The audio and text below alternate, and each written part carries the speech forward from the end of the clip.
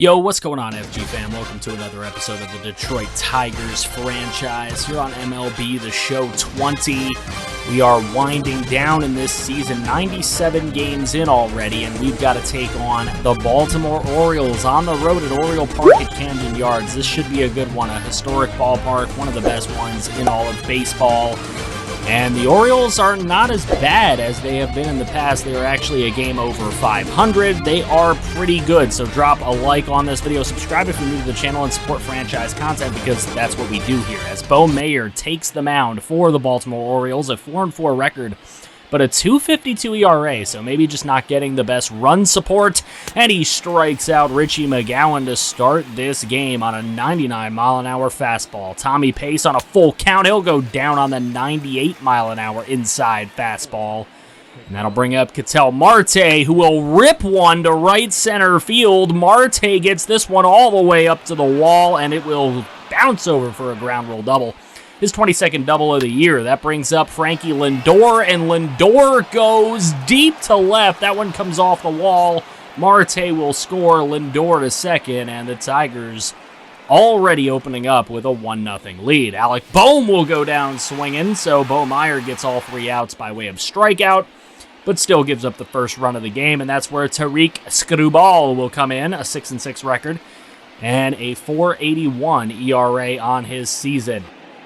We'll see what he can do against this lineup. Renato Nunez, one of the guys in the home run derby, and he's still mad at Ketel Marte. He takes this one deep to left center field, and it is gone. A solo shot for Renato Nunez, his 30th of the year, traveled 445 feet to tie this up. Then, still in the bottom half of the first, with a runner on, this one is gone. Tariq Skubal with a big bopper 2-run homer by Green. He gives that one up, the 16th of the year by Green. That'll bring up Austin Hayes, who dribbles one on to first base. That one's taken care of by Paul Goldschmidt for the final out of the first inning. But Baltimore comes away with the lead, 3-1. Julio Pablo Martinez takes this one deep to left center field, and this one is off the wall, very close to being gone. But an easy triple for Julio Pablo Martinez. As a leadoff triple for him will bring up Renato Nunez with one away, and look at the beautiful diving stop by Lindor to get the out at first. However, it's still an RBI for Nunez, but look at the beautiful web gem from Frankie Lindor. Give this man the gold glove now. Frankie Lindor then comes up to the plate, and on a 3-2 pitch, he goes down on an inside curveball in the top of the fourth. Alec Bohm now with one away, and Bohm goes down swinging. Bo Mayer really pitching a wonderful game for the Orioles. Despite that one run given up, he strikes out the side. Paul Goldschmidt goes down swinging. Zach Green now up at the plate for the Orioles, and he takes this one into right center field. That one will not be caught. It'll go all the way up against the warning track. Doesn't quite get to the wall thanks to Richie McGowan and his speed, but it's enough for the Orioles. They got a runner in scoring position, and Austin Hayes gets one through the infield. They're going to attempt to score from third, and he will. So there you go, a 5-1 lead for the Baltimore Orioles. Still in the bottom half of the fourth, Chad De La Guerra is up, and he will get thrown out at first base for the first out, but they still got a runner on second, and Chu goes down. That is the second out of the inning and the second strikeout for Skubal in the game. This one dribbled on to third, and Alec Bohm with a throw on to first base to get the final out of the fourth inning. Tuki Toussaint coming into the game now, a 5.08 ERA for him on the season in his 21 appearances. Hasn't been the greatest. Here's Zach Green again, and this time he goes down swinging on the away changeup. Good pitch choice from Tuki Toussaint. Then it is Austin Hayes. He will dribble this one on to second, flip over to second base, and the throw to first for the double play. As we're through 6 innings, it's 5-1 Orioles, and Johnny Berry coming into this one. 19 saves and 20 opportunities, a 3.03 ERA. He's been pretty good. He gets the strikeout right away of our boy Tommy Pace. Then up comes Ketel Marte. He goes down swinging on the low curveball. He gets a little fooled there And that'll bring up Frankie Lindor, our last opportunity to stay in this thing, and he dribbles it on to short. That one thrown on to first, and the Baltimore Orioles in their black jerseys get the home victory over our Detroit Tigers. So not a game we wanted to lose, but Bo Meyer just pitched an incredible game. 6 innings of 1 earned run, 1 walk, 11 strikeout ball. Lindor with the only RBI for us of the day, and it was in the first inning. We just could not bring the bats alive for the rest of the day. Nunez and Green, of course, with the home runs for the Orioles. Hayes added an RBI of his own. But Bo Meyer, the real reason we weren't able to get a dub. We also lose game 2 to the Orioles. We only win the 3rd game to avoid the sweep. Herb Drake gets hurt in the minor leagues, so he's coming back now, but he's still a little injured. A big trade here as Daniel Ponce de Leon is going to be traded to the Blue Jays from the Cardinals for Brett Baty.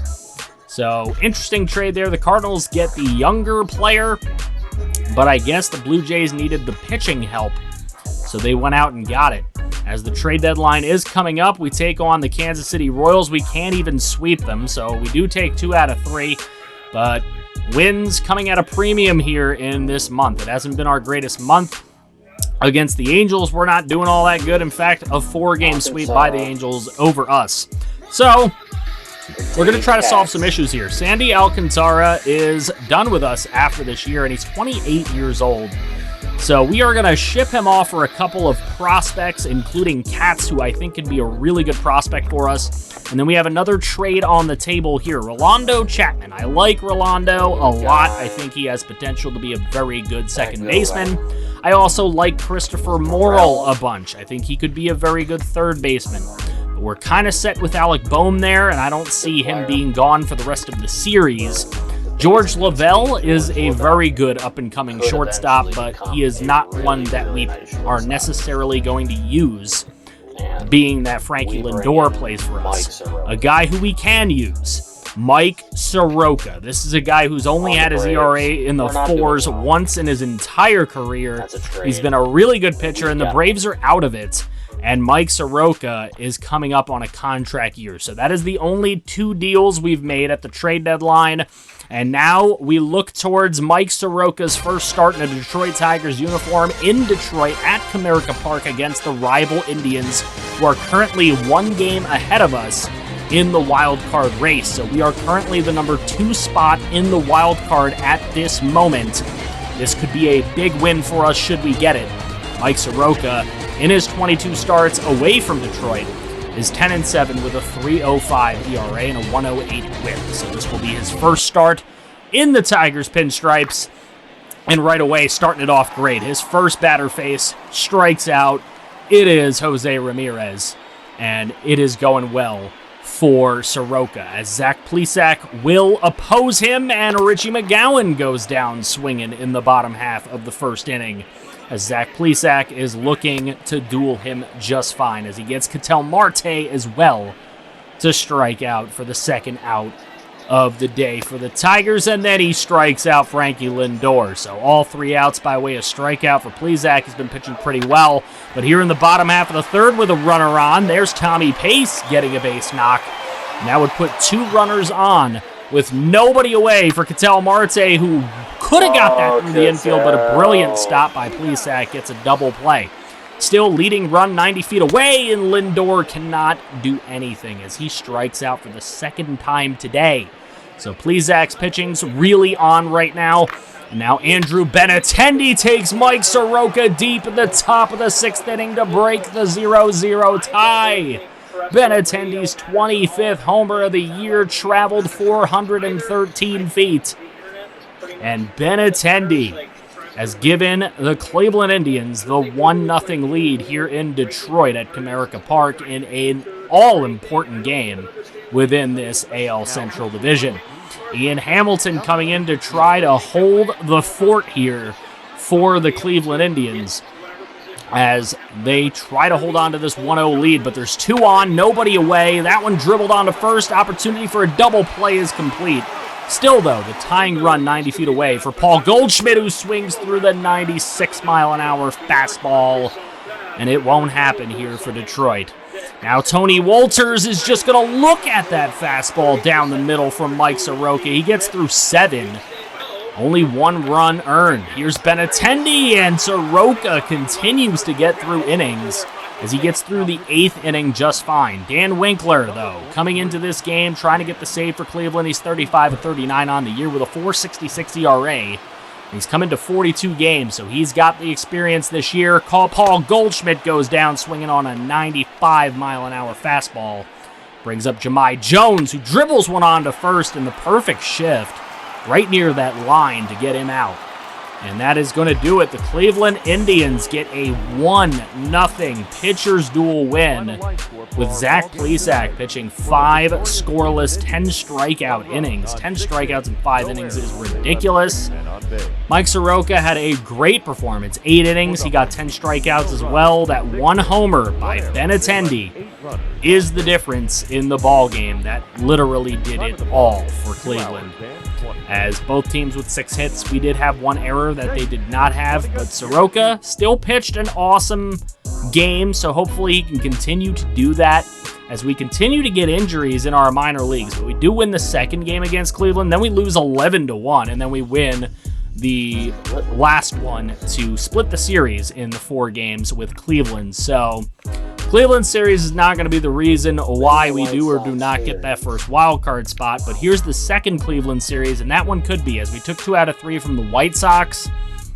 So now going up against Shane Bieber and the Cleveland Indians. We're not going to show another game of that series, but lost the first, won the second, and we lost the third. So we do lose that one 2-1. So Cleveland spanks us around a little bit. As we were able to get wins from the White Sox series, we were able to get wins at home against the San Francisco Giants in 2 straight games, but they're a pretty abysmal team. Now facing the Texas Rangers, who happen to be the team chasing us for the second wildcard spot. As Kendall Brown is a guy we greatly miss this season. I really wish he was playing. Tommy Pace has not played terrible at all, but Kendall Brown is definitely a guy we are missing. A couple other injuries, of course, in the minor leagues. The Red Sox are currently leading the American League East by 4 games over the Rays. That's not a great division this year. Obviously, our division is terrific. We're 2 games behind the Indians, and we're 8.5 behind the Twins for the division lead.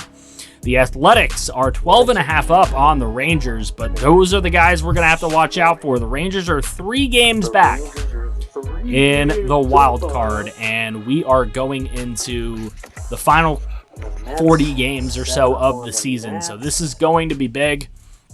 You can see the Mets winning the East, the Cubs winning the Central, and the Dodgers in a slim lead over the Padres in the West. Wild card is Padres and Reds, with the Nationals really having some slim hopes there as well. And the next episode will start against the Texas Rangers. You got 2 similar pitchers going up against each other, one lefty, one righty. Make sure you guys drop a like on this video, as well as subscribe if you are new to the channel and love franchise content, because that is literally all we do here. If you want to see some more, click right here to see some more franchise. I feel you somehow.